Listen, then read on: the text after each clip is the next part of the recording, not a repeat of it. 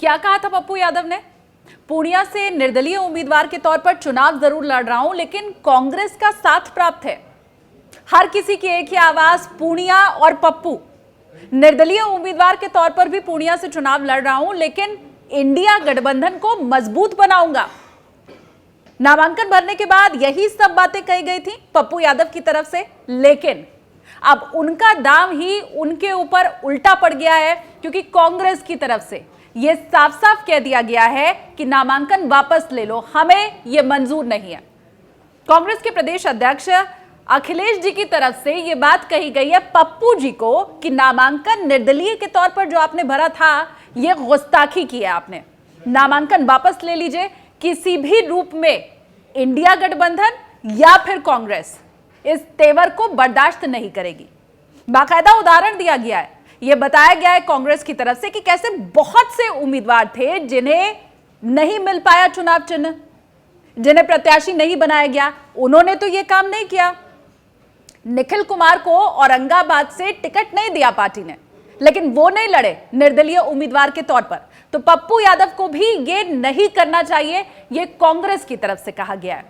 मतलब नामांकन के ठीक बाद जो पप्पू यादव की तरफ से बातें कही गई थी, क्या वो सब झूठी थी? क्या वो कोरी कल्पना थी? क्या पप्पू यादव अपनी तरफ से स्टोरी बना बना के जनता के सामने पेश कर रहे थे ताकि उन्हें मिल पाए लोगों का समर्थन?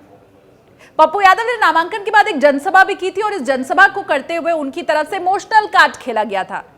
फिल्मी डायलॉग जैसे होता है ना, क्या कमी रह गई थी मुझ में, यही कहा था उन्होंने।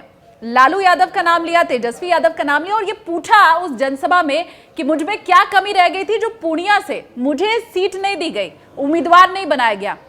कभी मुझे कह दिया गया कि तुम फलानी सीट पर चले जाओ, मधेपुरा चले जाओ, लेकिन पूर्णिया को छोड़ दो, क्यों?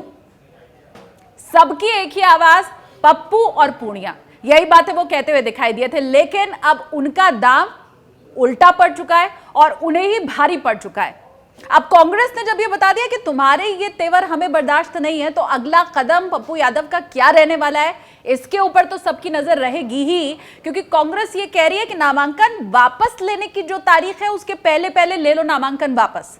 पर अगर पप्पू यादव नहीं वापस लेते हैं नामांकन, नाम वापस नहीं लेते हैं, लड़ते हैं निर्दलीय उम्मीदवार के तौर पर चुनाव, तो फिर क्या होगा? यहां का जो गणित है, जो सीटों का गणित है, वो ऐसा है कि जेडीयू ने अभी फिलहाल यहां से अपना उम्मीदवार उतारा है।